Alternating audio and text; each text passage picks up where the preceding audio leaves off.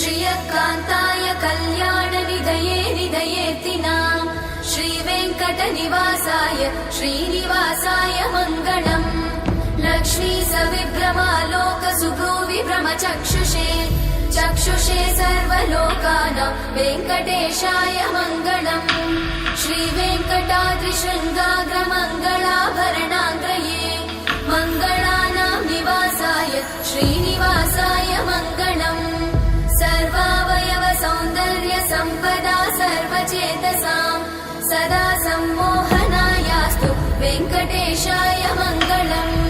नित्याय निरवध्याय सत्यानन्दचिदात्मने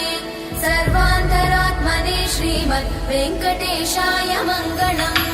स्वतः सर्वविदे सर्वशक्तये सर्वशेषिने सुलभाय सुशीलाय वेङ्कटेशाय मङ्गलम्।